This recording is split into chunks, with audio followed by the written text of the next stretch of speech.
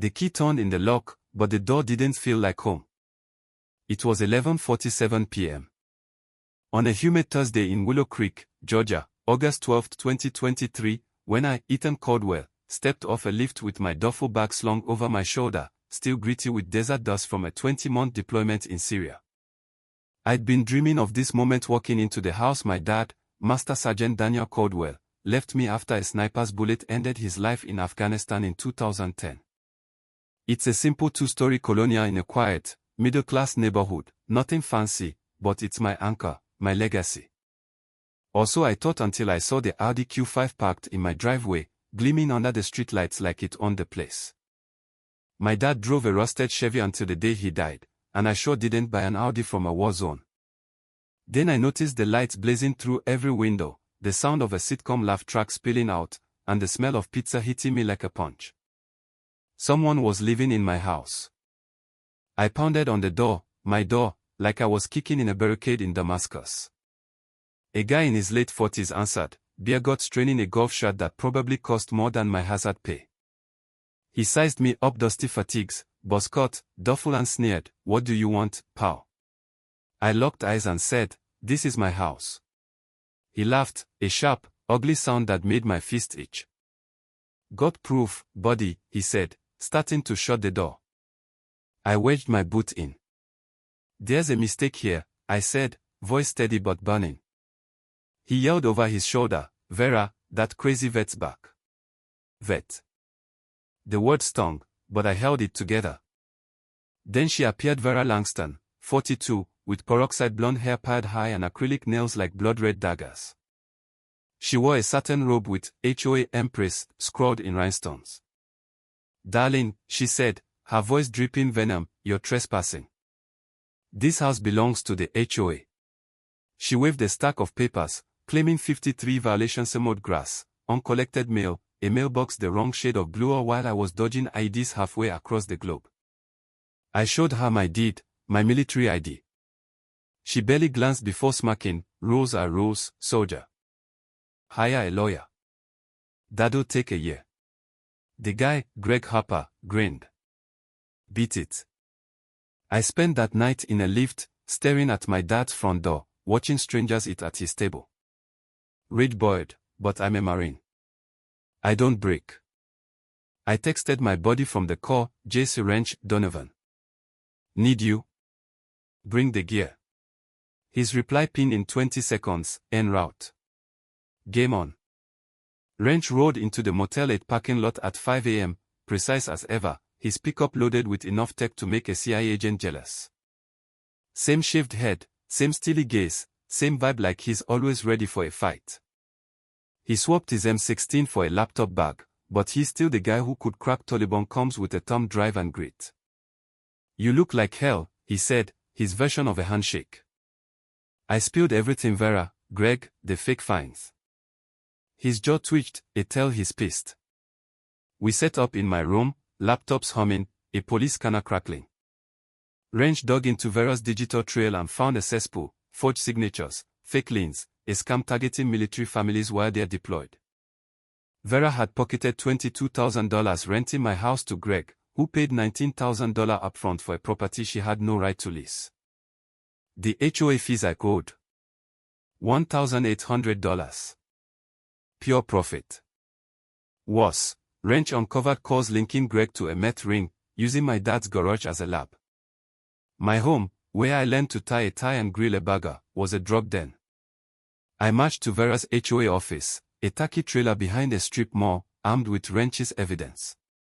She sat behind a desk drowning in gaudy trinkets, wearing a leopard print blazer, filing her claws. I spread out the proof: forged deeds, bank records, her scam laid bare. Her eyes flickered, a crack in her armor, but she leaned back, smirking. "Prove it, kid," she purred, dialing her phone. "I'm calling the cops." Disturbed veteran harassing me. Then she leaned in, voice low and vicious. "I've done this to 8 families. You soldiers are easygoing, clueless about paperwork. Your dad's house. A gold mine. Sue me. I'll be on to the next sucker before you fire." I froze, but Wrench called with a bombshell, Greg wasn't just a tenant. He was cooking meth, and Vera was in on it, laundering cash through the HOA. They planned to board tomorrow night with the drugs and my house's title. I called my squad leader, Lucas Hawk Bennett. "Chief, I need the team. Domestic up." His answer was instant: "Coordinates. We're there in 16 hours. By dawn, Hawk, Morales, Kane, and Riley rode in, ready to fight for a brother. We planned like it was a raid: Phase 1, rattle them; Phase 2, dig dirt; Phase 3, take the house. At 6 a.m., 5 Marines jogged through Willow Creek in sync, black tees, no subtlety. Greg noticed by lap 2, sweating through his coffee. Neighbors watched. Ms. Clara, 78, handed me lemonade and whispered, "Give that witch hell, Ethan. We're with you." Vera countered, hiring 3 wannabe security guards for $2,500 a day to protect her. They tried flexing at me and Hawk in a Walmart parking lot. Hawk stared them down, voice like ice: "We're on public property. If your boss feels threatened, maybe she's guilty." They slunk off, tails tucked. Wrench hacked Vera's network, planted cameras, and intercepted Greg's calls. The intel was damning: Greg moving product tonight, Vera planning to fake a sale to him before vanishing. If they pulled it off, my house was gone. Enter Sarah Nguyen, a 29-year-old lawyer Wrench found online, a pitbull for veteran rights. She flew in from Miami, eyes blazing. "This is bigger than your house," she said over diner coffee, papers everywhere. "We're changing HOA law." At 8 a.m., Sarah slammed Vera with an injunction, while Wrench's virus emailed every resident proof of the scam. Vera's meltdown was epic, screaming, flailing, caught on Wrench's lens. The clip went viral, 3 million views in hours. "HOA tyrant loses it" trended, and suddenly, our fight was America's fight. Greg panicked, loading drugs into a U-Haul at midnight. Sarah raced to get the injunction approved, the DA lagged, and Wrench tracked Greg's every move. At 11 p.m., Hawk briefed us in tactical blacks, GoPros rolling. "Lawful citizens arrest. Minimum force, max evidence. We are Marines." At 11:59 p.m., we moved, silent, lethal. Wrench caught the block's power. I knocked, deed in hand. Greg answered, half-dressed, reeking of fear and chemicals. "Ethan Caldwell," I said. "This is my house." "You're done." The lights died. Greg stumbled. "Ms. Clara's voice rang out, "Take him down, Ethan." Hawk and Kane escorted Greg's family out, Morales filmed, Riley secured a truckload with meth, cash, and ledgers. My garage was a lab, my dad's legacy defied. Vera screeched up in a neon green Cadillac, still in her HOA Empress robe, hurling threats. Wrench live-streamed her tantrum, comments flooding, "Justice. Semper Fi." She lunged for the house, but Hawk blocked her, calm as stone. "Step back, ma'am." She clawed him, giving Riley cause to cuff her. Cops rode in, expecting a brawl, but found a Marine up with airtight evidence. Sergeant Torres, a vet himself, checked my deed. "Looks legit. That garage. Federal case." The DA found $75,000, 4 pounds of meth, and records tying Vera to a multi-state drug ring. Greg flipped, screaming Vera laundered his cash.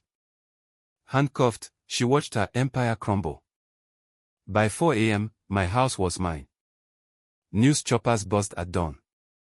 Wrench grinned over coffee, "We're viral, bro." Ms. Clara served muffins to reporters. The HOA board fired Vera, offered me $20,000. Sarah pushed for federal charges.